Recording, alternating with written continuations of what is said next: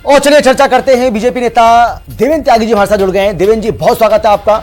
इसके साथ ही हमारे साथ चंचल यादव जो कि समाजवादी पार्टी के प्रवक्ता हैं। सर, आपका भी स्वागत है।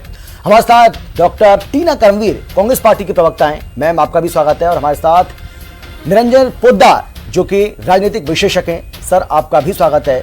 और निरंजन जी, शुरुआत आप ही से करता हूं। सबसे पहला सवाल मेरा आप ही से है। मैं आपसे जानना चाह रहा हूं सर कि सरकार को इस बात का अंदेशा होगा, सरकार ये बात जानती भी होगी, और मोदी जी अगर कोई चाल चलें तो वो उसके पहले उस बात तो उनको पता रहता है कि अगर मैं ये चाल चल रहा हूं तो आगे क्या होने वाला है।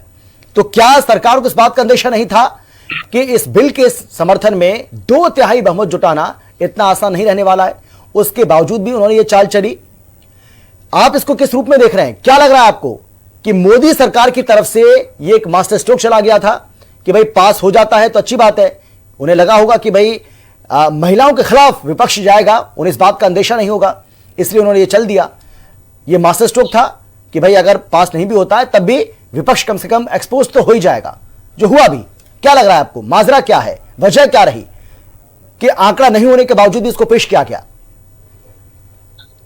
देखिए अमित जी, अपना अपना दृष्टिकोण है और अपना अपना देखने का नजरिया है। निश्चित रूप से आप अपने दृष्टिकोण से देखते हैं, लेकिन मेरा यह मानना है कि जिस तरीके से पिछले 12 वर्षों से मोदी सरकार की एक समझ लीजिए प्रतिष्ठा रही है कि वो जब भी सदन में कोई बिल लेकर के आए हैं, चाहे उनके पास नंबर्स रहे हो या नहीं रहे हो, लेकिन उनका फ्लोर मैनेजमेंट इतना स्ट्रॉन्ग था कि उन्होंने, एक समय ऐसा भी था जब राज्यसभा में भारतीय जनता पार्टी अल्पमत में थी, यानी कि उनके पास पूर्ण बहुमत नहीं था, लेकिन राज्यसभा में भी उन्होंने तमाम सारे बिल, चाहे उसके अंदर आप 3 तलाक की बिल की बात करें, चाहे आप धारा 370 की बात करें, या तमाम जिन बिलों का विपक्ष बड़ी मुखरता से विरोध कर रहा था, वो बिल भी इन्होंने पास करवाया। और अब अगर मान लीजिए ये महिला आरक्षण संशोधन बिल लेकर के आ रहे थे और इसको अगर ये पास नहीं करवा पाए, तो देखिए दृष्टिकोण अपना अपना है। मेरा दृष्टिकोण ये है कि अगर ये चाल के तहत ये पास नहीं करवाई तो भी मेरे हिसाब से इनका कहीं ना कहीं इनके लिए ये एक तरह का सेटबैक है। और अगर यानी कि राजनीतिक चतुराई अगर ये मानते हैं तो भी ये इनके लिए सेटबैक है। और अगर वास्तव में इनका प्रयास था इसको पास करवाने का और फिर ये पास नहीं करवा पाए, बिल गिर गया, तो कहीं ना कहीं सरकार की निर्बलता को ये परिभाषित करता है। ये बात इसलिए कह रहा हूं क्योंकि देखिए, मुझे कहने में कोई संकोच नहीं कि जिस तरीके से 2023 के अंदर ये महिला आरक्षण विधेयक, यानी कि जिसको नारी शक्ति वंदन अधिनियम के नाम से इन्होंने पारित करवाया था, अगर सरकार की नीयत और सरकार की अगर वो सही होती, यानी कि अगर उनके अंदर ईमानदारी की बात होती, तो वो पिछले 3 वर्षों के अंदर इसको अभी तक परिणति तक इसको पहुंचा चुके होते। लेकिन जिस तरीके से आप देखेंगे कि पहले इसको लंबित किया गया और इसके अंदर कई चीजें ऐसी जोड़ी गई और अपने ही द्वारा लाए हुए बिल को जब संशोधन की आवश्यकता पड़े उसी सरकार को, यानी कि सेम सरकार को, तो थोड़ा सा मन में कहीं ना कहीं संदेह उत्पन्न होता है। और रही बात जिस तरीके से अब भारतीय जनता पार्टी इसके ऊपर वो कर रही है अपनी, यानी कि जिसको कहते हैं राजनीतिक नफे नुकसान के हिसाब से इसको तोल करके चल रही है, तो अमित जी निश्चित रूप से आपको मैं बता रहा हूं कि देखिए, आज जनता के अंदर अगर आप वास्तव में धरातल पे जाएंगे तो लोग यही कहेंगे कि देखिए, राजनीति के अंदर कोई भी आदमी, यानी कि कोई भी पार्टी दूध की धुली नहीं है, सारे के सारे अपने राजनीतिक नफे नुकसान के हिसाब से काम कर रहे हैं। उसके अंदर चाहे पक्ष को कहे चाहे विपक्ष को कहे। क्यों मैं ये बात इसलिए कह रहा हूं? हाँ, इसके अंदर एक बात जरूर है कि यहां पे थोड़ा सा विपक्ष के प्रति महिलाओं के अंदर एक थोड़ी सी नाराजगी जरूर इसलिए ज्यादा होगी क्योंकि आज पहले भी जब भी महिला आरक्षण बिल की बात आई तो कहीं ना कहीं विपक्ष, चाहे 2010 की बात करें, 2010 में जब मनमोहन सिंह सरकार इसको लेकर के आई थी, तो समाजवादी पार्टी, राष्ट्रीय जनता दल और जिस तरीके से इन्होंने संसद में उद्दंडता करी थी, बिल को फाड़ करके फेंका गया था और मार्शल बुलाने पड़े थे, यानी कि हंगामा इतना बड़ा था कि राज्यसभा में लेकर ही नहीं गए। तो कहने का तात्पर्य ये है थोड़ा सा जिस तरीके से, और अभी भी अगर मेरा यह मानना है कि वास्तव में अगर राजनीति सच्ची और सुच्ची होती तो चाहे रीपरिसीमन की बात हो, क्योंकि मैं तो इसके भी पक्ष में हूं कि रीपरिसीमन भारत के अंदर होना चाहिए भारत के विकास के लिए। बिल्कुल सही बात है अमित जी देखिए 1973 के अंदर परिसीमन हुआ था, जब आप ये समझ लीजिए भारत की जनसंख्या जो है वो 62-65 करोड़ जनसंख्या हुआ करती थी। आज जब जनसंख्या 140 करोड़ हो गई और वोटरों की संख्या 100 करोड़ को पार कर गई, तो मेरे हिसाब से जो प्रतिनिधि, जो लोकसभा में जो जनता के प्रतिनिधि है, उनकी संख्या भी बढ़ करके कम से कम 1.5 गुनी तो होनी ही चाहिए। और विपक्ष अगर कहता है कि भारतीय जनता पार्टी परिसीमन में राजनीतिक खेल करना चाहती है, तो भाई किसी ना किसी पार्टी को तो लाना ही पड़ेगा। जब विपक्ष सत्ता में अगर मान लीजिए आता बिल्कुल सही बात है, मैं समझ गया सर। आप ये कह रहे हैं कि भाई वो समय की जरूरत है, उससे भी आप मुंह नहीं फेर सकते हैं। बिल्कुल सही बात है। निरंजन जी क्या, क्योंकि अभी तक ये देखने को मिला है, ये पहली बार है जब मोदी सरकार जब से केंद्र में आई है, कोई भी इस तरीके का जो बिल है वो गिरा, वो पास नहीं कर पाई है। नहीं तो इसके पहले ये इनके प्रकार बिल पास हो जाते थे, इस तरीके से मैनेजमेंट होता था और इसमें कोई तोड़ भी नहीं था। लेकिन इंडिया गठबंधन जिस तरीके से इंटैक्ट रहा, क्योंकि इसके पहले हमने देखा चाहे कांग्रेस पार्टी के आम आदमी पार्टी के साथ हो, कांग्रेस पार्टी के टीएमसी के साथ हो, मतभेद सामने आ रहे थे। समाजवादी पार्टी और कांग्रेस में भी भिड़ंत देखने को मिली थी। तो इंडिया गठबंधन की जो एकजुटता है उस पर बहुत सारे सवाल खड़े हो रहे थे। लेकिन इस बिल के समर्थन में जिस तरीके से इंडिया गठबंधन एक हुआ, वो क्या आने वाले समय में एक चुनौती बन सकता है क्या सरकार के लिए, मोदी सरकार के लिए?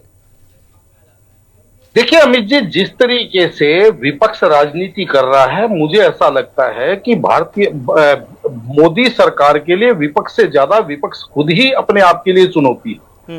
ये बात मैं इसलिए कह रहा हूं क्योंकि देखिए एक ही बार में कोई व्यक्ति दो विरोधी बातें कैसे बोल सकता है।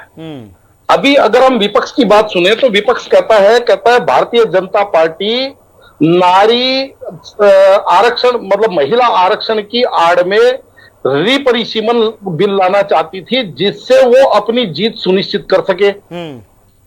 एक तरफ तो वो ये आरोप लगा रहे हैं, दूसरी तरफ वो ये आरोप लगा रहे हैं कि भारतीय जनता पार्टी ने तो ऑलरेडी जीत की चाबी उन्होंने अपने पास रखी हुई है, चाहे वो ईवीएम के माध्यम से, चाहे वो एसआईआर के माध्यम से, चाहे वो चुनाव आयोग के माध्यम से।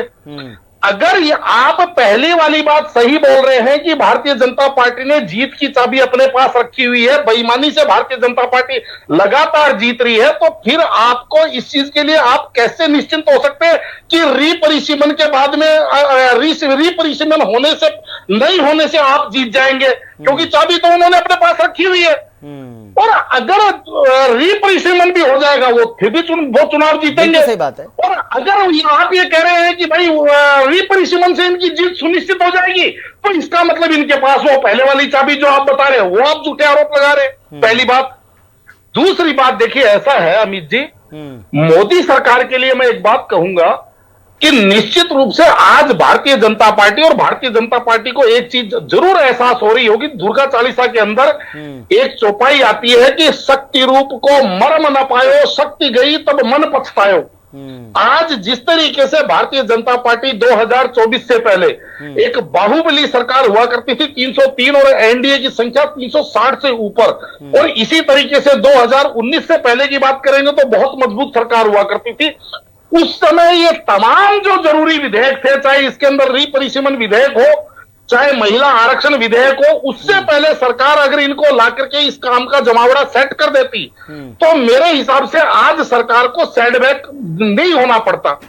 लेकिन आज जब सरकार समझ लीजिए कहीं ना कहीं अल्पमत में है या उनके पास वो नंबर नहीं है, आज समझ लीजिए जो 2/3 बहुमत के लिए सरकार एक तरफ दूसरी पार्टियों के लिए उनको ताकना पड़ता है। लेकिन यहां पे मैं आपको बार बार एक ही बात कह रहा हूं, फिर भी जो नरेंद्र मोदी की सरकार है उसके बारे में ये एक अनुमान लगाया जाता था कि ये कोई भी बिल लेकर के आएंगे, नंबर हो ना हो, फ्लोर मैनेजमेंट पास तो हो जाएगा।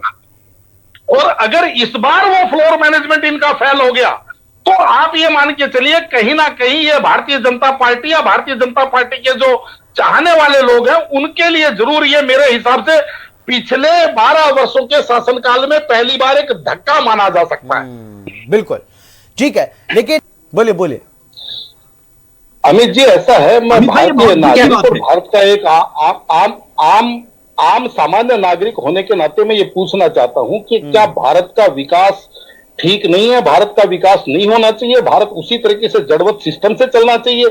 क्योंकि अगर मान लीजिए रीपरिसीमन करती भी है भारतीय जनता पार्टी, क्या रीपरिसीमन की आवश्यकता नहीं है? क्या भारत के अंदर जब रीपरिसीमन हुआ था उस टाइम 62-65 करोड़ की आबादी के हिसाब से परिसीमन चल रहा था।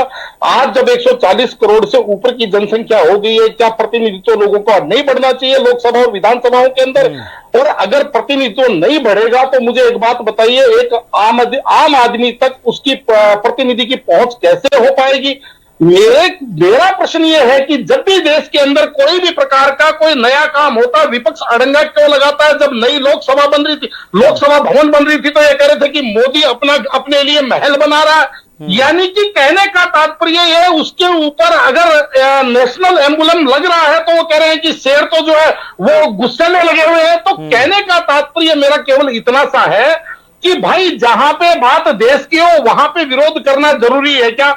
वहां पे आपको जो आपत्ति दिखाई देती है उस आपत्ति को आप ठीक करवा करके अपनी शंकाओं को दूर करवा करके कोरोना की महामारी से लोग मर रहे थे, लेकिन हमारा राजा जो है वो पूरी तरीके से अपनी चैन की बंसी बजा रहा था। वो अपनी व्यवस्था में लगा हुआ था, कैसे हमें जो अपने जो ख्वाब है, सपने, उसको पूरा करना है। अरे उसकी भाई, संसद भवन की टाइमिंग को लेकर कोविड सुनिए भाई, भारत के कोविड मैनेजमेंट को जिन्होंने तारीफ देखिए, अमित जी, मैं आपको सीधी बात बता रहा हूं, सुनिए मेरी बात को। अमित जी, मेरी बात सुनिए। हमारे यहाँ कहा जाता है जिसको खड़ा नहीं दिखे उसको पड़ा क्या दिखेगा। ये बात मैं इसलिए कह रहा हूं कि एक तरफ तो ये कह रहे हैं कि मोदी सरकार को जनता नहीं चुन रही है, उन्होंने अपना चुनने का जो मैकेनिज्म है वो मैकेनिज्म उनको चुन रहा है, इसलिए वो सत्ता में आ रहे हैं। दूसरी तरफ ये कह रहे हैं कि अगर रीपरिसीमन कर देंगे तो ये जीतने का रास्ता निकाल लेंगे। भाई कौन सी बात सच है? ये पहले से जीत का रास्ता निकाल के बैठे हुए हैं, आगे निकालने का प्रयास कर रहे हैं। ये जनता सारी चीजें आपकी देख रही है भाई साहब। मैं तो केवल इतना सा, मैं कोई भारतीय जनता पार्टी या इसका पक्षधर या उसका पक्षधर नहीं हूं। मैं तो भारत का पक्षधर हूं और मैं ये चाहता हूं कि जहां पे भारत के विकास की बात हो, जहां पे अंत्योदय की बात हो, जहां पे एक आम जनमानस तक विकास पहुंचने की बात हो, उसके अंदर विपक्ष अड़ंगा ना लगाए। मेरा तो केवल इतना सा निवेदन है। ठीक है, ठीक है।